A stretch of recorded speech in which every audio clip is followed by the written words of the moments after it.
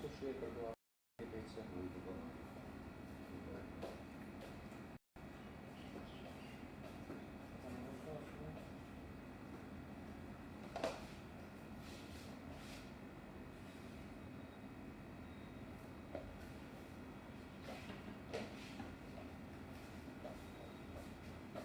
आलू सब्जी गोभी की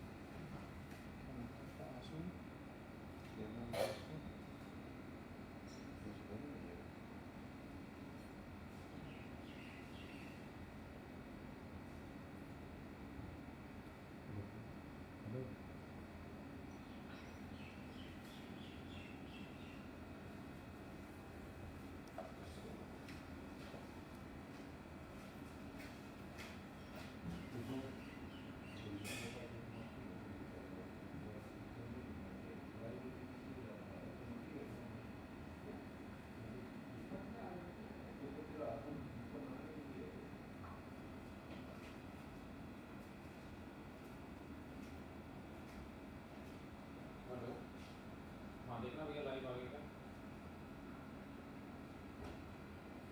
हाँ शेयर कर दीजिए। एक बार पेज का नाम बताना।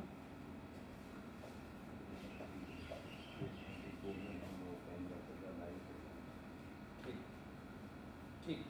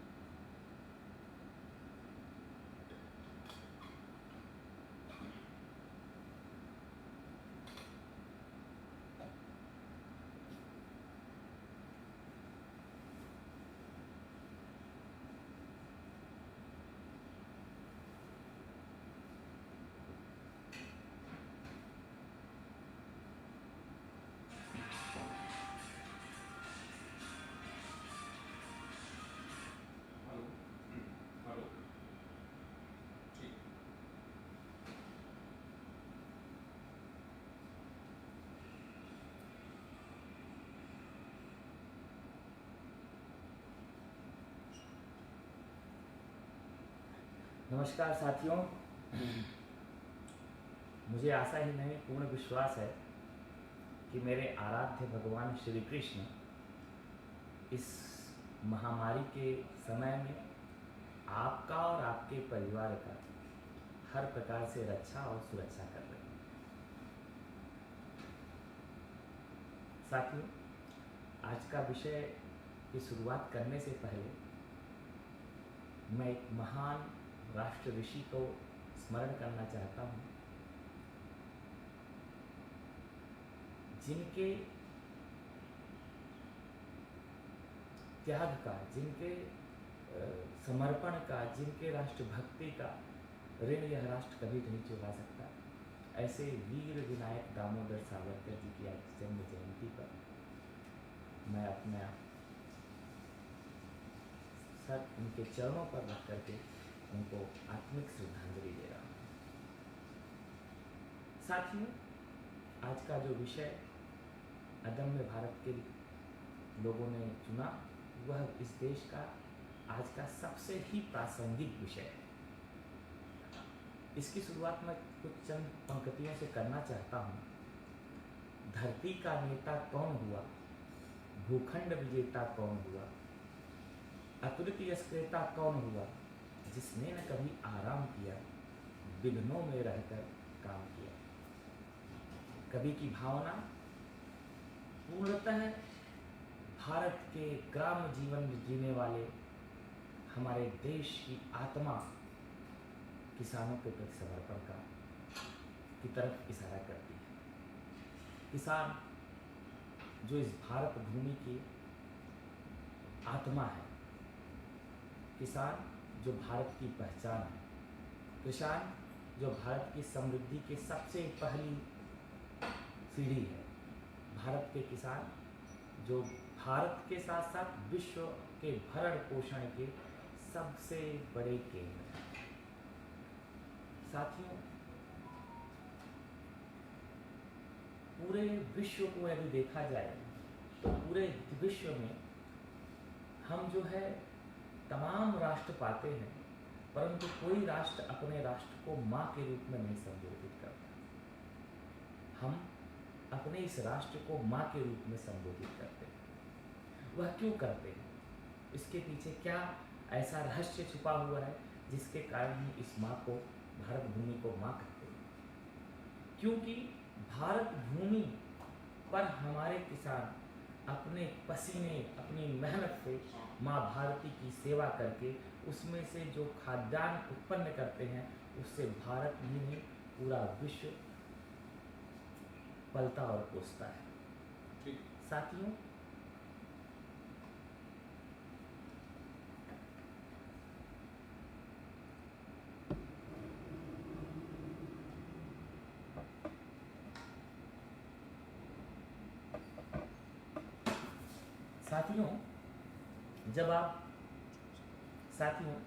जब हम विश्व में इस महामारी के दौरान आज भारत की आवश्यकता, भारत के मार्गदर्शन को पूरा विश्व इंतजार कर रहा है कि भारत इस महामारी के दौर में उसका मार्गदर्शन करे।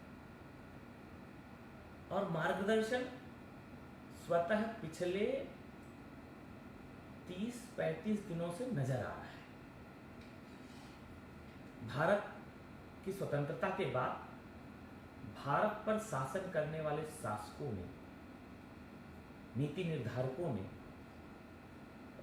अपनी जो है इस नीति ऐसी बनाई कि हम उद्योगों की तरफ बढ़ें, हैवी इंडस्ट्रियलाइजेशन करें और उस माध्यम से भारत के विकास की दिशा को तय करें।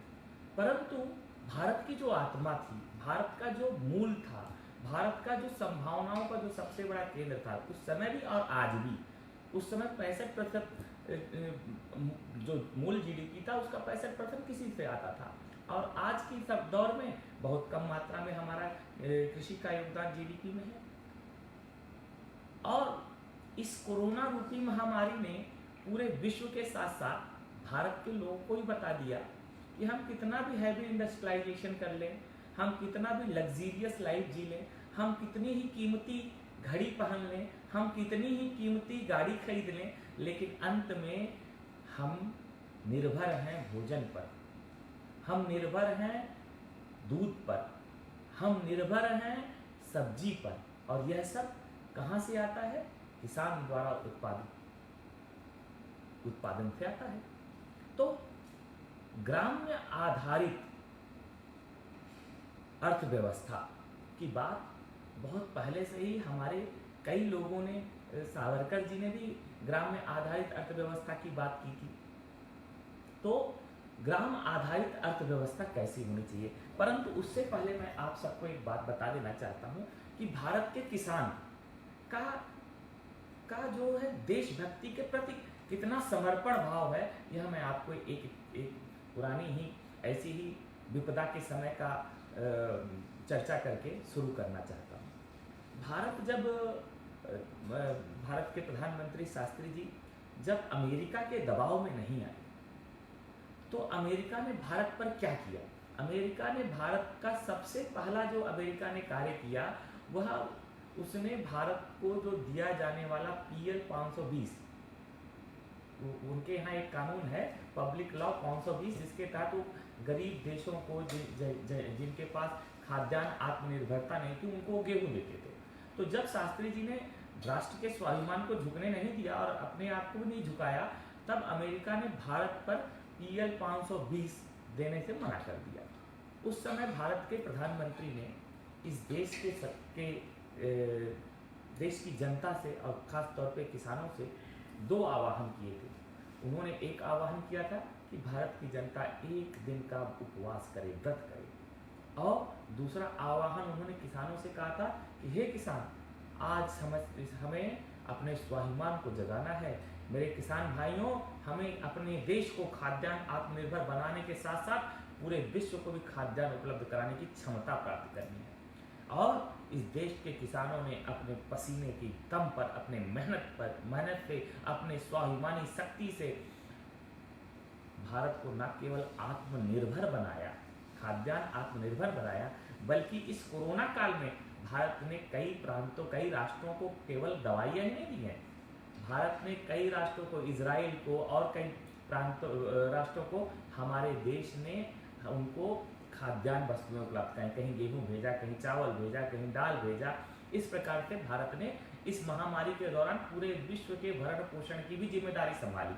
उसके पीछे मूल वजह है हमारे किसानों का राष्ट्र के प्रति समर्पण का भाव, राष्ट्र के स्वाभिमान के साथ अपने आप को जोड़ करके इस राष्ट्र के प्रति उनका जो समर्पण है वह। इसीलिए हमारे देश के प्रधानमंत्री ने कहा था जय जवान जय किसान, और बाद में हमारे देश के प्रधानमंत्री, यशस्वी प्रधानमंत्री अटल बिहारी वाजपेयी ने उसमें जय विज्ञान जोड़ा, क्योंकि यह तीनों इस देश के लिए बहुत आवश्यक है। जवान सीमा पर खड़ा होकर के राष्ट्र का रक्षा करता है, तो उसके शरीर में भरण पोषण की जिम्मेदारी किसान के पास होती है। और उसमें विज्ञान के टेक्नोलॉजी के जरिए और सामरिक वस्तुएं और साथ ही साथ खेती की वस्तुएं, खेती में उसका उपयोग करके कैसे विकास का कार्य किया जा सकता है। अब आज जो हमारा विषय है कि ग्रामीण भारत का आत्मनिर्भर भारत में क्या योगदान हो सकता है, तो हमारे देश के यशस्वी प्रधानमंत्री जी ने जो यह हमें एक मार्ग दिखाया इस कोरोना काल से निकलने में, वह था कि भाई हम एक आत्मनिर्भर भारत का निर्माण करें, लोकल के प्रति वोकल हो और वोकल से हम फिर ग्लोबल हो। तो वो कैसे हो सकता है? उसके लिए हमें आज बहुत सारे क्षेत्रों को जानने की, समझने की आवश्यकता है। जो प्रथम क्षेत्र है वह है कृषि। भारत की आत्मा ही कृषि है, तो हम कैसे अच्छी तकनीकों का उपयोग करके, मल्टी क्रॉपिंग करके, कैसे हम अपने किसानी के द्वारा अपने किसान भाइयों के साथ, हम सब किसान हैं, मैं भी किसान हूँ, पैसे से व्यवसायी हूँ, परंतु मेरा खेत है, मेरे बाप दादा शुरू से किसानी करते आए हैं और मुझे भी किसानी का बड़ा शौक है। तो यदि मैं आज अपने इस काम के साथ साथ किसानी के क्षेत्र में भी जाऊँ, तो मैं वहाँ अच्छी तकनीक का उपयोग करके, मल्टी क्रॉपिंग करके, कैश क्रॉप्स का प्रयोग का उत्पादन करके हम अपने साथ साथ अन्य लोगों को भी उस विकास में भागीदार बना सकते हैं। अब कैसे हम कर सकते हैं? जैसे कि किसी क्षेत्र में कपास की उत्पादन ज़्यादा होता है, तो हम युवा उस क्षेत्र में जाएं, कपास की खेती के इर्द गिर्द टेक्सटाइल इंडस्ट्री खड़ी की जा सकती है, जिससे किसानों का फ़ायदा होगा, उनका माल बहुत सही दाम पर डायरेक्ट उपभोक्ता द्वारा खरीदा रह जाएगा। तो हमें ऐसे क्षेत्रों में जा करके कृषि के विकास में अपना योगदान देना चाहिए। अब वो कैसे, मैं तो बहुत, आज जब मैं कल पढ़ रहा था तो मुझे बहुत आश्चर्य हुआ कि, और मुझे मेरे पास पहले से भी यह जानकारी थी कि कई युवा पहले से ही इस महामारी काल के पहले से और महामारी काल के पहले से और प्रधानमंत्री के आत्मनिर्भर भारत के अभियान की शुरुआत के पहले से ही उन्होंने कोई इंजीनियरिंग का कार्य छोड़ करके, कोई IIM का छोड़ करके, कोई विदेशों में की नौकरी छोड़ करके आकर के भारत की भूमि में अपने मेधा शक्ति से, अपनी पारंपरिक व्यवस्था से वह जो है कृषि का कार्य करके अपना बहुत अच्छा व्यवसाय धन आर्थिक संबल हो रहा है। तो ऐसे में हमें अपने ग्राम्य क्षेत्र की संभावनाओं को तलाशना चाहिए। उस संभावनाओं के साथ साथ वहाँ के रॉ मटेरियल जो संभावनाएं हैं उनका उपयोग करके किस प्रकार से वहाँ पे छोटे छोटे कुटीर उद्योग, लघु उद्योग लगा करके भारत के विकास में हम अपनी भूमिका का प्रयोग कर सकते हैं। रह गई दूसरी बात कि हमें उसके लिए क्या क्या कार्य करना चाहिए और सरकार उसमें क्या कर रही है। तो मित्रों, मैं आपको एक बात बताना चाहता हूँ, विगत 70-75 सालों में किसी भी सरकार ने आज तक किसान समृद्धि सम्मान नहीं दिया। किसानों को किसानों का कभी सम्मान, कभी धन्यवाद नहीं ज्ञापन किया। तो पहली सरकार नरेंद्र भाई मोदी जी की, जो किसानों को सम्मान निधि दे रही है, 2-2 हज़ार करके साल में 6,000 रुपये की सम्मान निधि भारत सरकार द्वारा दिया जाता है। और इससे मैं आपको बताता हूँ, मेरा व्यक्तिगत जो अनुभव है, मैं अभी इस कोरोना काल में अपने गांव गया था। मेरे परिवार में किसी को अचानक स्वास्थ्य में गिरावट आने के कारण मुझे लॉकडाउन में पास लेकर के अपने गांव जाना पड़ा। और मैं अपने गांव गया जब, तो मैंने गांव के लोगों से पता किया कि भाई क्या सरकार के प्रति लोगों के मन में क्या भाव है। तो लोगों ने कहा कि भाई हमारे अकाउंट में पैसा आया है, जनधन खाते में 500-500 रुपये आया है, और जो किसानों के खाते में 2-2 हज़ार की सम्मान निधि पहुंच चुकी। तो सरकार की मंशा, सरकार का भाव कृषि आधारित अर्थव्यवस्था पर पुनर्जाना है, किसानों का सम्मान करना है, किसानों के आत्मबल को बढ़ाना है, जिससे हम आत्मनिर्भर भारत के निर्माण में बड़ी भूमिका निभा सकें। तो ऐसे में हमें ग्राम पंचायतों को भी थोड़ी ताकत देनी पड़ेगी। हमें ग्राम की व्यवस्था में कोऑपरेटिव सिस्टम्स को बढ़ाना देना पड़ेगा। और इसके लिए भारत सरकार बहुत तेज़ी से कार्य कर रही है। जैसे कि मैं आपको बता सकता हूँ, अब भारत सरकार सॉइल टेस्टिंग करवा रही, किसानों को ये के पास एक व्यवस्था है कि किसान जो है अपने भूमि का सॉइल टेस्ट करवा सकते हैं कि वहाँ बेहतर खेती क्या की जा सकती है, वहाँ की उत्पादकता में क्या बढ़िया तरीके से उत्पादित हो सकता है। दूसरा, किसान फसल योजना, किसान के फसल का इंश्योरेंस हो गया है। अब किसान को यदि कोई ओलावृष्टि होती है या किसी भी आपदा के कारण किसान की फसल को नुकसान होता है, तो किसान को उसमें मदद मिल रही है सरकार के द्वारा। तो इसका मतलब भारत की सरकार, जो वर्तमान सरकार है, वह ग्राम्य आधारित अर्थव्यवस्था की तरफ कूच कर चुकी है। भारत के इतिहास में जाएंगे तो पहले का जो काल था, भारत सोने की चिड़िया इसीलिए कहलाती थी क्योंकि भारत की पूरी अर्थव्यवस्था उसी ग्राम्य जीवन में स्थापित थी। उदाहरण के लिए नैतिक और मौलिक शिक्षा देने के लिए वहाँ विद्यालय थे, साथ ही साथ कौशल्य विद्यालय थे। लोहे के काम करने के लिए लोहे का कार्य करने वाला अपने बच्चे को शिक्षा देता था, वहीं अपने लोहे के काम को करता था। फर्नीचर के काम के लिए अलग से व्यवस्था थी। इसी प्रकार से हम ग्राम आधारित व्यवस्था में हम लोग जो है वहाँ पर बहुत बढ़िया तरीके से भारत की अर्थव्यवस्था में अपना योगदान कर रहे थे। परंतु कुछ काल के दौरान कुछ कालखंड ऐसे आए, और मैं इसमें सरकार को दोष नहीं दूंगा, तत्कालीन सरकार ने भी अपने नीयत से भारत के विकास में बड़ी भूमिका निभाने के लिए इंडस्ट्रियलाइजेशन की तरफ देखा। लेकिन आज इंडस्ट्रियलाइजेशन के साथ साथ आज हमें इस कोरोना महामारी ने एक चीज़ बहुत भली भांति बता दिया कि हमें मूल क्षेत्र में कहाँ जाना है। प्रकृति ने हमें बताया कि आपका यह विकास ये जो विकास की व्यवस्था है वह सही मार्ग वाली व्यवस्था नहीं है। आपको ग्राम में आधारित और प्रकृति के साथ चल करके काम करने वाली व्यवस्थाओं में रहना होगा। तो साथियों, मेरा तो यही विचार था कि हम सबको अपने अपने क्षेत्र में और अपने अपने जहाँ के हम सब हैं वहाँ जाना चाहिए और वहाँ की संभावनाओं को देखना चाहिए, और संभावनाओं को देखने के साथ साथ वहाँ हम कैसे जो है अपनी भूमिका अदा कर सकते हैं, सरकार की मदद ले सकते हैं, कैसे अपने जो है वहाँ के संसाधनों का, वहाँ की संभावनाओं का प्रयोग कर करके एक आत्मनिर्भर भारत के निर्माण में ग्रामीण भारत का ही जो आत्मनिर्भर भारत और सर्वप्रथम ग्रामीण भारत पर ही उसका नींव जो है वो ग्रामीण भारत है, और ग्रामीण भारत से ही जो है भारत के विश्व गुरु बनने का एक मार्ग दिख रहा है। तो मैं आप सभी से यह निवेदन करता हूँ, विनती करता हूँ कि हम इस क्षेत्र की तरफ ध्यान दें, काम करें, और मैं निजी तौर पर हमेशा उपलब्ध हूँ। भारत के किसी भी कोने में आपके पास यदि संसाधन है, संभावना है और संसाधन की कमी है, तो उस संसाधन की कमी को पूरा करने के लिए मैं आपके साथ 24 घंटे तन मन धन से के साथ खड़ा हूँ, और उसमें सरकार की जो भूमिका हो सकती है, सरकार के किस प्रकार से मदद लिया जा सकता है, उस पर हम साथ मिलकर के कार्य कर सकते हैं। एक बड़ा और योजना हो सकता है कि हम पढ़े लिखे लोग जब हम अपने गाँव में इस कार्य को करें तो अपने साथ साथ 4 और युवाओं को उस कार्य के साथ जोड़ें, जिससे कि आने वाले समय में जो बेरोजगारी की समस्या खड़ी होने वाली है इस महामारी के बाद, तो हम अपने साथ साथ और 4 लोगों को उस कार्य से जोड़ें।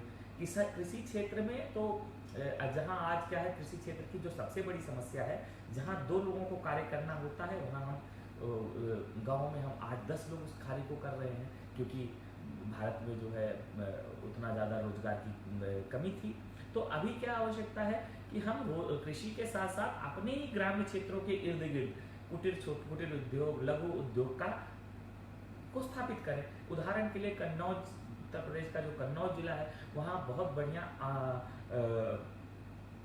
आलू की खेती होती है। तो उसी क्षेत्र में, आपके ग्राम क्षेत्र में जहाँ आपके पास आलू की उपलब्धता अधिक मात्रा में है, वहीं हम कोई छोटा मोटा फूड प्रोसेसिंग यूनिट खोल सकते हैं। हम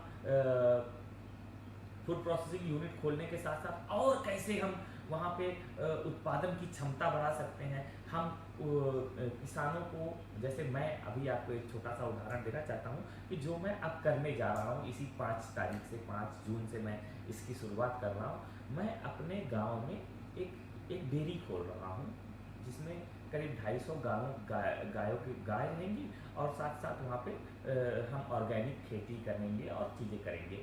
लेकिन मैंने अपने 250 गाय के साथ जो डेयरी खोला है, तो उसमें 250 गाय तो मेरे हैं, और उसमें काम करने के लिए ज़्यादा से ज़्यादा 20, 30, 40 लोगों को हम रोजगार दे सकते हैं। परंतु हम उसको और कैसे बढ़ा सकते हैं अपने क्षेत्र के विकास के लिए।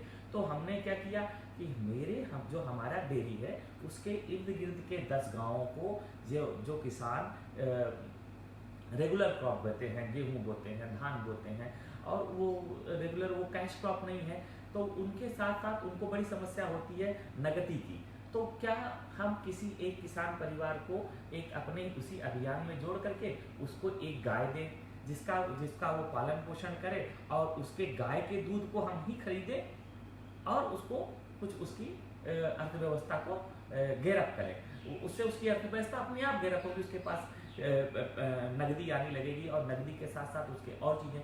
और साथ ही साथ क्या हम ऐसा कर सकते हैं कि जिनके पास कृषि के उपकरण कम है, तो हम उसी कोऑपरेटिव के माध्यम से उन लोगों को जोड़ें, और जब हमारा कार्य खत्म हो गया तो जो हमारे पास उपलब्ध संसाधन है उसका प्रयोग वहाँ के इर्द गिर्द के 10 गाँव के लोग भी करें।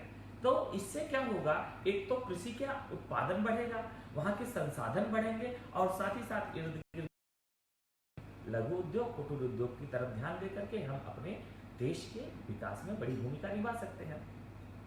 अब तीसरी जो सबसे बड़ी बात है कि हम उसमें टेक्नोलॉजी का कैसे प्रयोग कर सकते हैं। हम कैसे टेक्नोलॉजी का प्रयोग करके किसान कि जो फसल का है उसको सही दाम दिलवा सकते हैं, उसको मार्केट उपलब्ध करवा सकते हैं, तो उसमें टेक्नोलॉजी का बहुत बड़ा योगदान हो सकता है जो हम कर सकते हैं। साथ ही साथ ग्रामीण व्यवस्था में बहुत सारी जो चीज़ें हैं जिनको अभी तक नहीं किया जा सका है, तो हम अपने उन संसाधनों के प्रयोग से उसके विकास में काम कर सकते हैं। तो मेरा मानना यह है कि ग्रामीण विकास ही आत्मनिर्भर भारत का नींव है, और आत्मनिर्भर भारत से ही भारत विश्व गुरु बनेगा, भारत विश्व का भरण पोषण करेगा, विश्व का मार्गदर्शन करेगा। इसीलिए साथियों, मेरा आपसे अनुरोध है, विनती है कि आइए हम सब अपने गाँव की तरफ चलें और अपने ग्राम्य विकास में हमारी जितनी महती योगदान हो सकता है उसको करने का पूर्ण प्रयास करें। मेरा ग्राम्य की तरफ जाने का यह आशय नहीं है कि आप जो आज काम कर रहे हैं उसको छोड़ करके वह कार्य करें। आप जो आज काम कर रहे हैं वो भी राष्ट्र का काम है, साथ ही साथ उसके साथ साथ अपने ग्रामीण क्षेत्र का विकास कैसे हो सकता है, हम अपने किसान भाइयों की कैसे मदद कर सकते हैं। साथ ही साथ किसान के साथ साथ गाँव में बहुत ही कौशल्य लोग हैं, जो कौशल्य लोग हैं, मेधावी लोग हैं, उन कौशल्य लोगों के, उन मेधावी लोगों का ये तो नहीं हो रहा है कि हम उनका उपयोग ना करके वह जो ऊर्जा है वह व्यर्थ जा रही है। अगर एक भी ऊर्जा इस राष्ट्र का व्यर्थ चला गया तो भारत के विश्व गुरु बनने का एक बहुत बड़ा संसाधन पिछड़ गया। उस संसाधन का प्रयोग करना है, हमें यह तय करना, हमें एक संकल्प लेना है कि मेरे भारत का एक भी मेधावी ऊर्जा की ऊर्जा हम व्यर्थ नहीं जाने देंगे, उसका सदुपयोग करके माँ भारती को विश्व गुरु बनाने के लिए हम अग्रसर होंगे। साथियों, तो आइए मैं आपसे आज इस संकल्प के साथ मैं अपनी बातों को ख़त्म करना चाहूँगा कि हम सब अपने मातृभूमि के प्रति, अपने जन्मभूमि के प्रति फिर से वोकल हों। हम जहाँ हमारा जन्म हुआ है उस स्थान के विकास के लिए हम वोकल हों और उस स्थान की संसाधनों का, उस स्थान के जो उत्पाद हैं उनके प्रति वोकल हों, जिससे कि वह हम हमारी जन्मभूमि, हमारी वह जन्म की माटी, वह जन्म स्थान पूरे विश्व में, पूरे हमारे जैसे उदाहरण के लिए हमारे ज़िले में पहले वह प्रचलित होगा, फिर हमारे प्रांत में प्रचलित होगा, फिर राष्ट्र में प्रचलित होगा, और उसको विश्व तक पहुँचाने का संकल्प लें, जिससे कि हम जहाँ हमारा जन्म हुआ है उस जन्म स्थान के प्रति हम थोड़ा सा भी अपना आभार व्यक्त करें। धन्यवाद।